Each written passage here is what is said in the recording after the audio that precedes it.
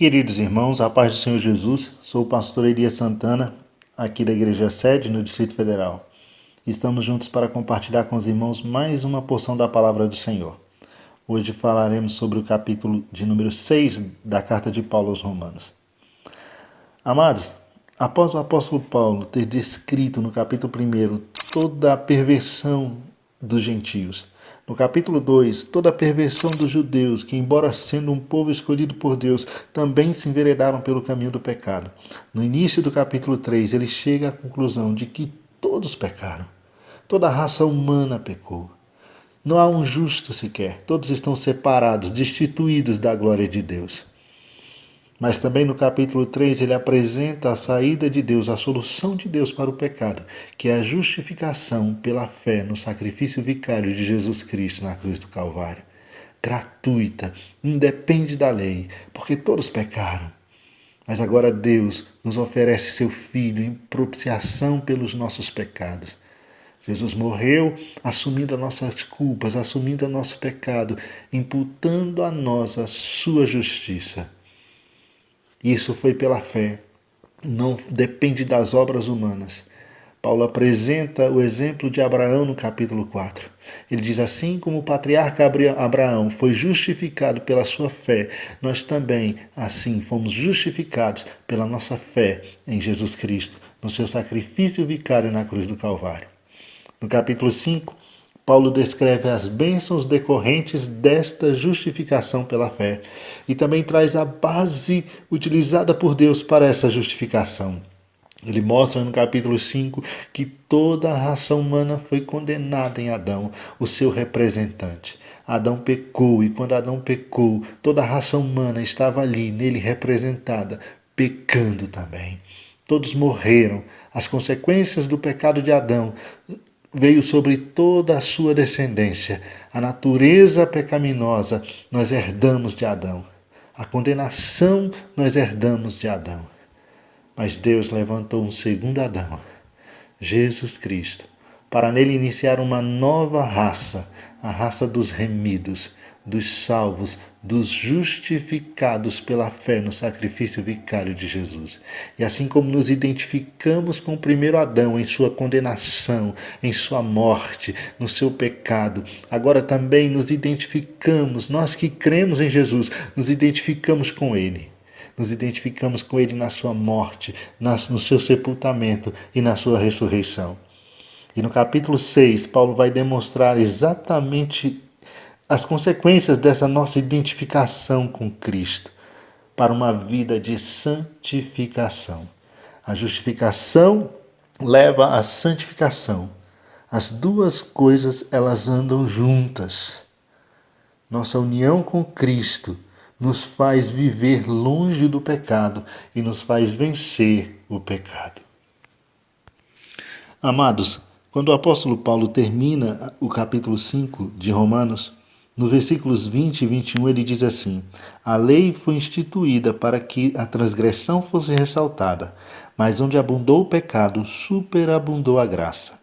Para que assim como o pecado reinou na morte, assim também reine a graça pela justiça, para outorgar vida eterna por intermédio de Jesus Cristo, nosso Senhor.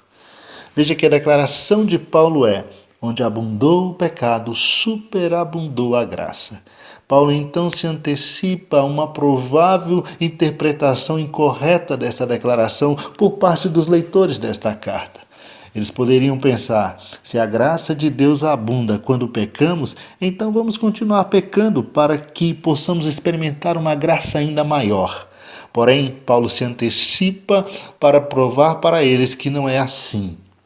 Ele começa o capítulo 6 dizendo: então, qual seria a conclusão? Devemos continuar pecando a fim de que a graça seja ainda mais ressaltada? De forma alguma, de maneira nenhuma. Paulo é bastante incisivo aqui. Ele diz: não podemos. Nós que morremos para o pecado, como seria possível desejar viver sob o seu jugo? Nós que morremos para o pecado, como poderíamos viver na prática do pecado? Está dizendo que uma vida na prática do pecado é incompatível com aquele que foi justificado pelo sacrifício de Jesus na cruz do Calvário. Agora, a partir do versículo 3, Paulo explica isso. Ele diz assim: ou ignorais que todos nós que fomos batizados em Cristo Jesus, fomos igualmente batizados na sua morte. Porque fomos sepultados com ele na morte por meio do batismo, com o propósito de que, assim como Cristo ressuscitou dos mortos mediante a glória do Pai, também vivamos uma vida nova. Se desse modo fomos unidos a ele na semelhança da sua morte, com toda certeza o seremos também na semelhança da sua ressurreição. Paulo está dizendo: assim como nós nos identificamos com o primeiro Adão em sua morte e condenação, nós agora também nos identificamos com o segundo Adão na sua morte, no seu sepultamento e na sua ressurreição. Quando Cristo morreu, nós também morremos. Quando Cristo foi sepultado, nós também fomos sepultados com ele. Quando Cristo ressuscitou, nós também ressuscitamos para uma vida nova em Cristo Jesus. Paulo aqui se utiliza do exemplo do batismo nas águas, o batismo por imersão, para provar essa nossa identificação com Cristo em sua morte e em sua ressurreição.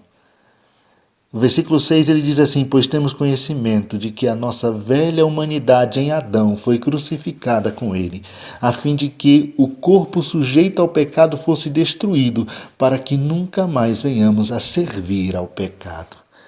Ele está dizendo: nós fomos crucificados junto com Cristo.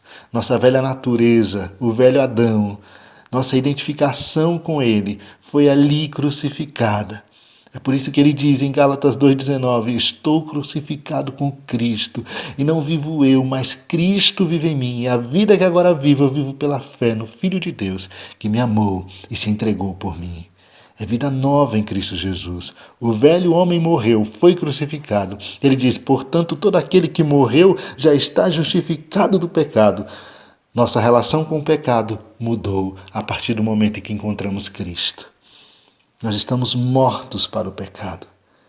E o versículo 8 ele diz assim: e mais, se morremos com Cristo, cremos que também com ele viveremos. Se nós nos identificamos com Cristo na sua morte, também nos identificamos com ele na sua ressurreição. Se Cristo ressuscitou, nós também ressuscitaremos. Se Cristo venceu a morte, nós também venceremos a morte. A morte não tem mais domínio sobre nós. O pecado já não tem mais domínio sobre nós, porque nós estamos em Cristo. Cristo venceu e nós também venceremos. No versículo 9 ele diz: pois sabemos que, havendo sido ressuscitado dos mortos, Cristo não pode morrer novamente. Ou seja, a morte não tem mais qualquer poder sobre ele, porque ao morrer para o pecado, morreu de uma vez por todas para o pecado. Todavia, quanto a viver, vive para Deus. Paulo diz: assim como Cristo venceu, nós também vencemos. Temos uma vida nova em Cristo Jesus. E como Paulo diz em Colossenses capítulo 3, versículo 1, se já ressuscitaste com Cristo, buscai as coisas que são do alto, onde Cristo está sentado à direita do Pai. Pensai nas coisas lá de cima e não nas que são daqui. Agora no versículo 11 do capítulo 6 de Romanos, Paulo diz: assim, desta maneira, considerai-vos mortos para o pecado, mas vivos para Deus em Cristo Jesus. Paulo está dizendo: já que conhecemos essas coisas, já que temos o conhecimento e sabemos que Cristo morreu pelos nossos pecados, e quando Cristo morreu, nós também morremos para o pecado, nós nos identificamos com ele na sua morte e na sua ressurreição para uma nova vida em Cristo Jesus. Isto não é um sentimento, isso é um fato. Já que sabemos destes fatos, agora devemos viver à altura deles. Devemos viver exatamente assim, considerando-nos mortos para o pecado e vivos para Deus. Considerar é tomar conhecimento e passar a viver de acordo com esse conhecimento. Então, já que conhecemos que morremos para o pecado e vivemos para Cristo, temos que viver à altura disso. Considerar não é se apropriar de uma promessa, mas é agir em função de um fato. Deus não ordena que morramos para o pecado. Ele diz que estamos mortos para o pecado e vivos para Deus. E em seguida ordena que hajamos exatamente de acordo com esse fato. Então, como seria isso na prática? Como se daria isso na prática, no nosso dia a dia? Veja o versículo 12. Paulo diz assim: portanto, não permitais que o pecado domine o vosso corpo mortal, forçando-vos a obedecer às suas vontades. Tampouco entregais os membros do vosso corpo ao pecado como instrumento de iniquidade. Antes consagrai-vos a Deus, como quem fostes levantados da morte para a vida, e ofereçais os vossos membros do corpo a Ele como instrumento de justiça. Paulo está dizendo, agora temos que viver à altura desse conhecimento, entregando-nos a Ele, oferecendo-nos a Ele, não mais oferecendo os nossos membros do corpo ao pecado como instrumento de iniquidade, mas oferecendo o nosso corpo a Ele em sacrifício vivo, santo e agradável a Ele. Nosso corpo é templo e habitação do Espírito Santo. Deus habita em nós. Deus quer o nosso corpo para ser usado para a sua glória, para a glorificação do seu nome, como instrumento de justiça. Paulo agora diz aqui no versículo 14: portanto, o pecado não poderá exercer domínio sobre vós, pois não estáis debaixo da lei, mas debaixo da graça. O pecado, através da nossa velha natureza, ainda tenta exercer domínio e autoridade sobre a nossa vida. Porém, o pecado e a morte não exercem mais esse domínio sobre o cristão. Estamos em Cristo e, portanto, o pecado não pode exercer domínio algum sobre nós. Jesus Cristo não morreu apenas pelos pecados, mas também para o pecado. Ou seja, não apenas pagou o preço pelo pecado, mas acabou com o poder do pecado. Com isso, o pecado não nos domina mais. Temos agora o apóstolo Paulo no versículo de número 15, mais uma vez se antecipando a qualquer interpretação incorreta que pudesse haver por parte dos leitores de sua carta, para explicar a declaração que ele fez no versículo 14. Veja que no versículo 14 ele diz assim: porquanto o pecado não poderá exercer domínio sobre vós, pois não estáis debaixo da lei, mas debaixo da graça. Muitos poderiam pensar que o fato de não estarem mais sob o domínio da lei, de não mais estarem debaixo da lei, isso os torna livres para viver do modo como bem entenderem, para viver da forma que quiserem. Paulo vem declarando que, de fato, as coisas não são assim. Veja o versículo 15. Ele diz: que resposta dar? Vamos nos atirar ao pecado porque não estamos sob o jugo da lei, mas sob o poder da lei da graça? Não, de forma alguma. Mais uma vez, Paulo é incisivo em declarar: não podemos nos atirar ao pecado porque estamos debaixo da graça. A graça não é uma licença para viver pecando. Pelo contrário, a graça ela é exatamente para que possamos viver longe do pecado. E Paulo traz aqui uma comparação bem interessante no versículo 16. Ele disse: não estáis informado? Acaso vocês não sabem, não conhecem? Não entendem, não sabem que aquele a quem vos entregardes para servir, sereis servo ou escravo daquele a quem obedeceis? Seja do pecado para a morte, seja da obediência para a justiça. Paulo está declarando aqui, não há neutralidade. Ou nós somos servos do pecado, escravos do pecado, ou somos servos de Cristo. Nós somos servos daquele a quem nos colocamos para obedecer. Paulo, no versículo 17, ele faz uma declaração acerca dos cristãos em Roma. Ele diz: todavia, graças a Deus, porquanto, embora havendo sido escravos do pecado, vós obedecestes de coração à forma de ensino a que foste submetido, ou seja, ao Evangelho. Vós fostes libertos do pecado e vos tornastes servos da justiça.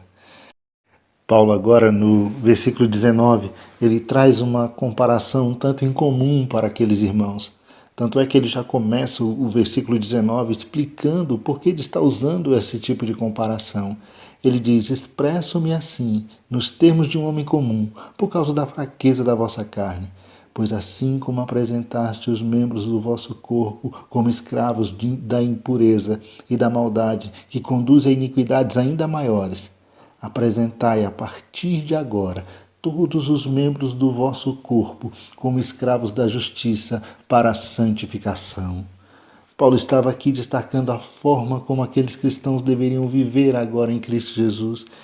Ele diz, com a mesma intensidade com que vocês se entregaram ao pecado, se entreguem a Deus. Com a mesma intensidade que vocês entregavam os membros do corpo de vocês como instrumento de iniquidade, entregue agora os membros do corpo de vocês a Cristo, como escravos de Cristo, como servos da justiça, para serem santificados. E no versículo 20 ele diz assim: porquanto eres escravos do pecado e estáveis livres em relação à justiça. Veja bem, ele diz, olha, vocês eram escravos do pecado e vocês só podiam servir ao pecado. Vocês não podiam servir à justiça. Quem é escravo do pecado serve ao pecado e não pode servir a Deus, porque é escravo do pecado. Para servir a Deus, o homem tem que deixar de ser escravo do pecado. Ele diz, olha, estáveis livres em relação à justiça, porque vocês só podiam servir ao pecado. E ele continua, e que fruto colhestes então das atitudes das quais agora vos envergonhais? Pois o resultado final delas é a morte. Paulo está dizendo, todas aquelas coisas que praticávamos antes de conhecer a Cristo, todas elas só nos trazem vergonha. Não há do que se orgulhar, pois o resultado de todas elas é a morte. E ele conclui dizendo, contudo, agora libertos do pecado, e tendo sido transformados em servos de Deus, tendes o vosso fruto para a santificação e, por fim, a vida eterna. E o versículo 23, muito conhecido, ele diz, porque o salário do pecado é a morte, mas o dom gratuito de Deus é a vida eterna por intermédio de Jesus Cristo, nosso Senhor. Se servimos a um Senhor, podemos esperar receber um salário. O pecado paga um salário, a morte. Porém, Deus tem o dom gratuito da vida eterna para todo aquele que crê em Jesus Cristo. Veja que quanto a Deus ele não fala em salário, até porque Deus não deve nada a ninguém. Deus dá gratuitamente àqueles que lhe servem a vida eterna, por Cristo Jesus, nosso Senhor. Portanto, meus irmãos, sabendo que fomos crucificados com Cristo e que estamos mortos para o pecado, porque estamos unidos a Cristo na semelhança da sua morte, e sabendo que fomos ressuscitados para uma vida nova em Cristo Jesus, devemos nos considerar exatamente desta forma. Devemos nos apropriar dessas verdades pela nossa fé em Jesus. E crendo que estamos vivendo uma vida nova em Cristo, nos entregar a Ele todos os dias, entregar a Ele os membros do nosso corpo como instrumento de justiça diariamente e não mais servir ao pecado.